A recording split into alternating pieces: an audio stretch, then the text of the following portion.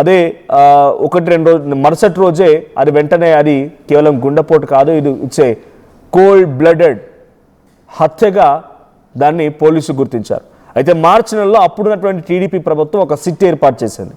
ఆ సిట్ ఏర్పాటైంది, కొన్ని రోజుల పాటుగా విచారణ జరగగానే వెంటనే ప్రభుత్వాలు మారిపోయాయి. ప్రభుత్వాలు మారిన తర్వాత వైఎస్ జగన్ అధికారంలోకి వచ్చిన తర్వాత 2019 మేలో మళ్ళీ వేరే ఒక సిట్ వేశారు. ఆ తర్వాత 2020 నుంచి 2021 వరకు వైఎస్ వివేక కూతురు సునీత ఇచ్చినటువంటి ఫిర్యాదు ఆధారితంగా ఆంధ్రప్రదేశ్ హైకోర్టు ఈ కేసును కాస్త సిబిఐకి ట్రాన్స్ఫర్ చేసింది. So CBI first chargesheet file చేసింది 2021 అక్టోబర్ రోజున. సో అప్పుడు ఛార్జ్షీట్ ఫైల్ చేసిన దాంట్లో ఎర్ర గంగిరెడ్డి అండ్ సునీల్ యాదవ్ మరొక 5గురిని పేర్లు దీనిలో జోడించింది. సో తర్వాత నవంబర్ 2021 దస్తగిరి అప్రూవర్గా మారిపోయి చాలా పెద్ద ఎత్తున ఈ పొలిటికల్ కాన్స్పిరసీని బయటపెట్టే ప్రయత్నం చేశారు.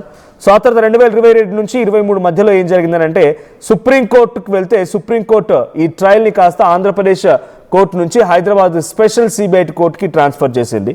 ఇదిలా ఉంటే ఏప్రిల్లో వైఎస్ భాస్కర్ రెడ్డిని అరెస్ట్ చేశారు, ఏప్రిల్ 16, 2023. సో ఆయనని అరెస్ట్ చేసి ఈ ఘటనలో అంటే ఈ యొక్క వివేక సంబంధించినటువంటి మరణంలో ఆయన కూడా పాల్గొన్నారు, ఆయన పాత్ర కూడా ఉందని చెప్పి అప్పుడు అరెస్ట్ చేశారు. తర్వాత జూన్ 2023 అవినాష్ రెడ్డిని కూడా విచారించారు, ఆయన ఏఐటీగా దీంట్లో చేర్చారు.